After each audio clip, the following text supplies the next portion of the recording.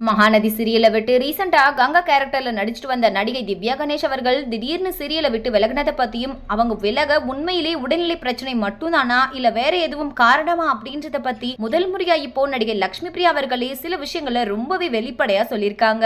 அதை பத்தி தான் நம்ம இப்ப இந்த வீடியோல தெளிவா பார்க்கலாம். விஜய் டிவில இப்போ ரீசெண்டா பிரைம் டைம்ல பட்டையை கிளப்பிட்டு வந்துட்டு இருக்க சீரியல்ல தான் மகாநதி. இந்த சீரியல்ல மெயின் லீடுக்கு மட்டும் இல்லாம சீரியல்ல வர ஒவ்வொரு கேரக்டருக்கும் நிறைய முக்கியத்துவம் இருக்கும். ஏன்னா சீரியல் கதை அந்த மாதிரி. இதுல கங்கா கேரக்டர்ல நடிச்சிட்டு வந்த நடிகை திவ்யா கணேஷ் உடல்நிலை பிரச்சனை காரணமா சீரியல் விட்டு விலகுறேன் அப்படின்ற மாதிரி சொல்லியிருந்தாங்க.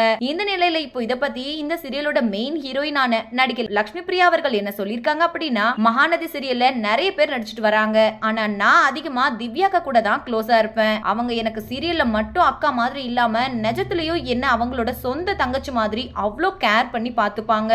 அவங்க செட்ல இருந்தாலே எல்லாரையும் ஹாப்பியா வச்சுப்பாங்க. அவங்களுக்கு சீரியலை விட்டு போறதுல மனசே இல்ல. அவங்களுக்கு இப்படி சடனா ஹெல்த் இஷ்யூ வந்தப்ப கூட ப்ரொடக்ஷன் டீம் கிட்ட எவ்வளவோ சொல்லி பார்த்தாங்க. ஆனா சீரியல்ல ரொம்பவே விறுவிறுப்பா போயிட்டு இருக்கறனால அவங்க கேரக்டர் இல்லாம சீரியலோட கதையை எடுக்க முடியாது அப்படின்ற சில தவிர்க்க முடியாத காரணத்தினால வேற வழியே இல்லாம அவங்களே போறேன் அப்படின்ற மாதிரி சொல்லிட்டாங்க. அவங்க விலகினதுல எங்க யாருக்கும் விருப்பமே இல்ல.